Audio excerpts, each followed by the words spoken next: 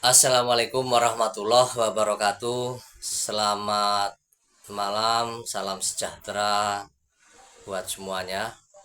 Jumpa kembali di channel Pejuang Asam Lambung Asri. Saya akan selalu menginformasikan, memberikan motivasi, edukasi terhadap saudara-saudaraku, teman-temanku sesama penderita asam lambung ke anxiety psikosomatis. Kali ini saya akan sampaikan tentang kesembuhan yang waktu itu saya tidak menduga ada satu perubahan di malam itu, ada perubahan secara spontanitas. Itulah awal saya terus menerus harus bangkit, karena ketika waktu itu ya dengan jalan sebenarnya hanya karena konten, hanya karena video yang diinformasikan oleh seseorang, pada akhirnya di malam hari itulah ada perubahan secara spontanitas. Inilah yang akan saya informasikan kepada teman-teman, kepada saudara-saudaraku. Barangkali ini nanti juga bisa terjadi pada teman-teman semua, karena waktu itu saya tidak menduga setelah saya melewati sebuah perjuangan pengobatan yang sampai eh, nggak kehitung lah. Dokter yang saya datangi sudah banyak sekali, berbagai macam pemeriksaan medis, pengobatan medis, ada lab, USG, EKG, rongsen, CT scan, sampai berkali-kali. Itu pada akhirnya karena tidak ada perubahan, sehingga saya mengambil sebuah keputusan, ya keputusan yang dinasihatkan oleh saudara-saudaraku pada saat itu. Jadi setelah 1 tahun lebih sedikit lah waktu itu kondisi saya masih belum ada perubahan yang baik, khususnya di psikologi saya, di anxiety saya. Itu waktu itu akhirnya saudara-saudara saya memutuskan untuk membawa saya ke Semarang, dari Magetan ke Semarang.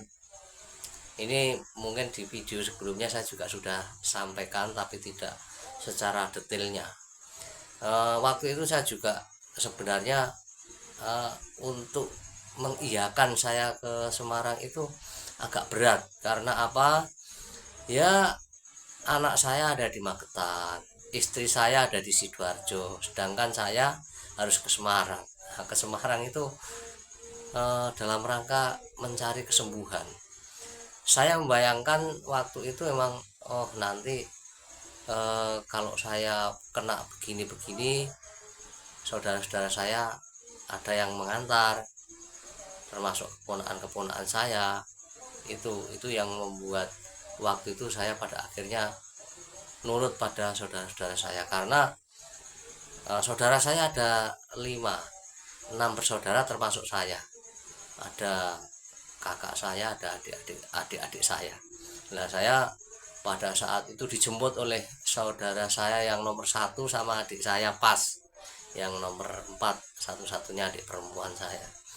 Pas lebaran itu, habis lebaran persis, kemudian saya dibawalah ke Semarang. Itu sedikit agak bingung juga, nanti kalau berobat bagaimana, KTP saya KTP Jawa Timur, KTP Magetan, BPJS saya pas kesatunya juga ada di Sidoarjo. Nanti ada kesulitan enggak apabila ada hal-hal yang sekiranya darurat gitu. Waktu itu sedikit agak bingung, tapi udahlah, waktu saya tetap nurut sama saudara-saudara saya, karena saya sakit nggak tahu nanti bagaimana upaya usaha saudara-saudara saya apabila saya terkena mungkin sensasi-sensasi yang membuat orang banyak bingung. Waktu itu ya sudahlah, saya ngikuti saja. Nah, ternyata ada di Semarang itu saya nggak melakukan pengobatan yang ditempuh pada saat itu ke alternatif. Jadi saya sangat bersyukur ya, berterima kasih kepada saudara-saudara saya yang di Semarang itu punya kepedulian yang tinggi. Bukan berarti yang di Mactan tidak punya kepedulian. Mertua saya sangat merawat saya sangat sungguh-sungguh, kalau orang Jawanya gemati banget. Tetapi di gematen itu kan tidak cukup, orang kena gangguan asam lambung, GERD, anxiety psikosomatis itu butuh situasi yang nyaman, butuh ketenangan. Waktu itu saya emang ada ketenangan di sana, tempatnya sepi. Hanya saja waktu itu ya kurang enaknya saya jauh dari anak, saya jauh dari istri. Tapi mau nggak mau yaitu saya ikuti. Jadi peran saudara saya 5 orang itu semua punya peran masing-masing. Dari yang nomor 1 memang bisa ngomong saya, jujur saja saya akui, bisa ngomong saya kalau saya pas kondisi kambuh. Kalau kambuh kan hawanya juga marah. Kalau mas yang nomor 1 itu ya sudah, yang sabar saja, yang sabar pasti meredam begitu. Kemudian yang ragil itu memotivasi. Jadi apapun yang saya keluhkan itu dia menggambarkan. Dia juga punya teman yang menderita, sampai saya itu disuruh ngobrol sama temannya yang menderita. Akhirnya saya juga ada semangat yang muncul, karena ternyata begitu memangnya ya, karakternya emang semacam itu, gangguan asam lambung, GERD, anxiety psikosomatis itu. Lah waktu itu temannya adik saya itu sudah bekerja lagi sama adik saya, makanya setiap kali saya bingung saya disambungkan sama teleponnya dia, sehingga saya biasanya bisa redam kalau saya sudah ngobrol dengan sesama penderita itu. Kemudian adik saya yang nomor 5 itu sering tak panggil untuk ini, mijit di punggung saya. Ketika punggung saya waktu itu lurusnya kepala sebelah kiri itu seperti ada kerisnya gitu di punggungnya. Nah itu kalau adik saya yang nomor 5 orangnya tinggi besar gitu, jadi kuat untuk ngurut itu. Waktu sering tak suruh belikan minyak ini. Terus adik yang perempuan ya, yang saya tinggali rumahnya, saya tidurnya di situ, yang membuatkan masakan setiap hari, masakan yang layak saya konsumsi sebagai penderita asam lambung. Jadi semuanya serba direbus saat itu, dan lauknya ya itu saja yang saya pantang sudah saya sampaikan. Adik saya ya tanggaplah, apa yang saya butuhkan itu selalu disediakan waktu itu. Malam hari kalau saya pas kambuh tak bangunkan, padahal dia bangun pagi kerja, tapi malam hari kadang tak bangunkan untuk yang ngeri, yang kadang tak suruh mijit itu.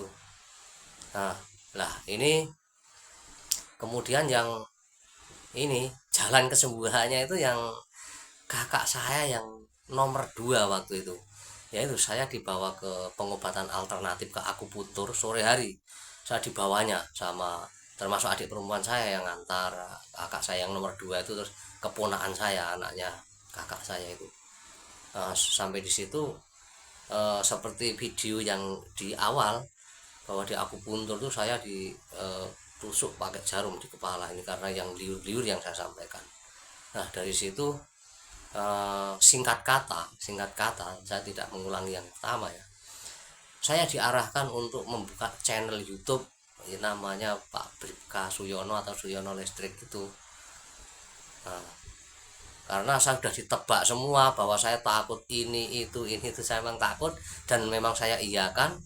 Beliau mengatakan bahwa saya adalah pasien terbaik dari 6 pasiennya itu, saya masih yang terbaik, walaupun menurut saya tubuh saya itu sudah nggak karuan saat itu. Nah di malam harinya, eh, yang saya buka konten itu munculnya hobi Mas DJ, kemudian Pak Abdul Rahman, kemudian baru Pak Bribka Suyono atau Suyono Listrik itu.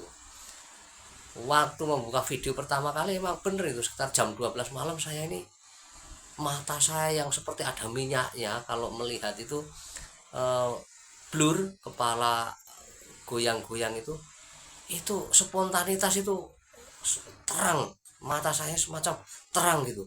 Kemudian pagi harinya untuk liur-liurnya itu memang berkurang lah, dari situ saya terpancing semangat saya.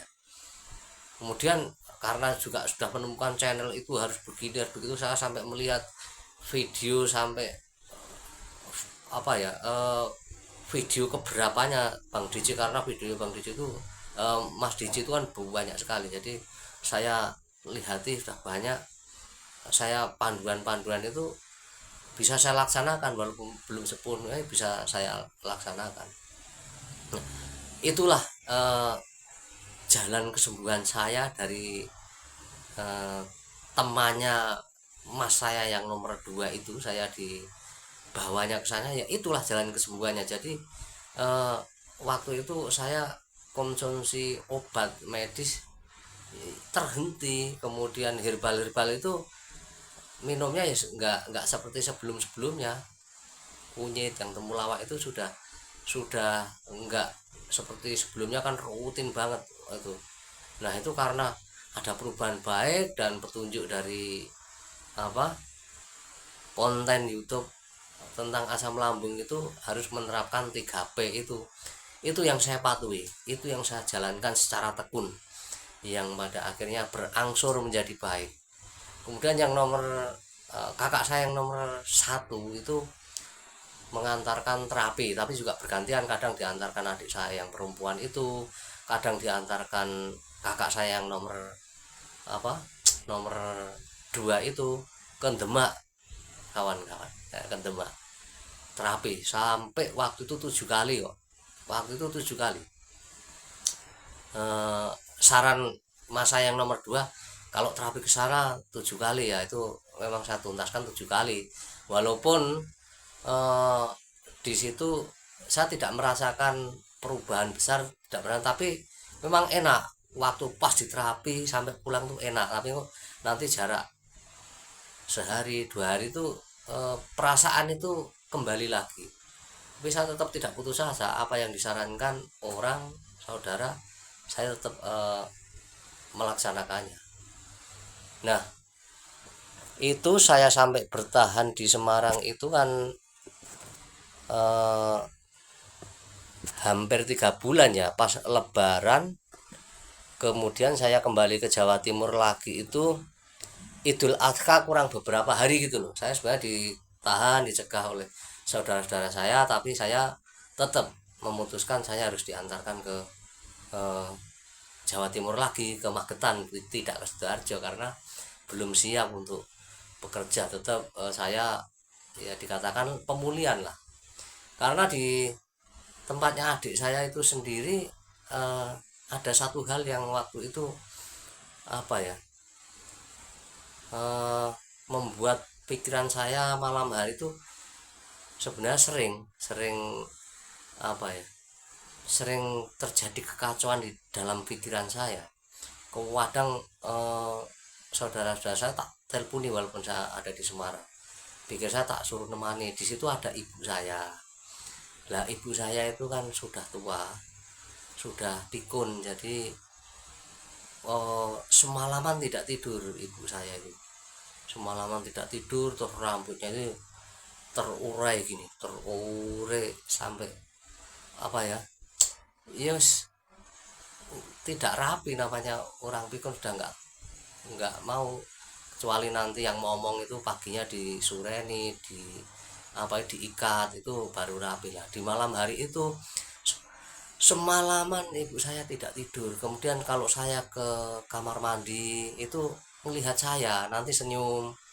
Nah ketika tak suruh segera tidur, saya gitu, itu malah ngomongannya itu boso ke saya, boso, saya kan semakin wedi gitu. Jadi ibu saya udah nggak mengenali anak-anaknya, tidak mengenali saya, padahal kondisi saya pada saat itu mudah iba, mudah terharu, mudah marah juga lah. Hal-hal sifat-sifat semacam itu kan memicu asam lambung menjadi naik, gas asam lambung produksinya bisa menjadi banyak, sehingga memicu terjadinya banyak sensasi itu. Itulah kejadian yang di Semarang waktu saya mencari penenangan. Memang dapat ketenangan itu dapat karena suasana di sana itu eh, sangat ini sangat nyaman dan sepi. Itu eh, teman-temanku, saudara-saudaraku semua. Sementara video yang saya bagikan tentang saya mendapatkan satu perubahan yang di luar dugaan saya waktu itu, dan ini mudah-mudahan terjadi pada teman-teman yang saat ini kebetulan lagi berjuang menghadapi bagaimana sulitnya mengendalikan pikiran saat terjadi sakit gangguan asam lambung ke anxiety psikosomatis ya. Jadi pada intinya, pada dasarnya, apapun sensasinya sebenarnya tidak menjadi persoalan, tidak berbahaya, dan semuanya akan sembuh, akan baik-baik saja. Cuma itu waktu yang nanti akan menentukan. Nah, dibarengi dengan upaya-upaya kita. Saya akhiri sampai di situ, saudara-saudaraku, video saya untuk sementara. Nanti ditunggu video-video saya berikutnya. Saya tetap berdoa pada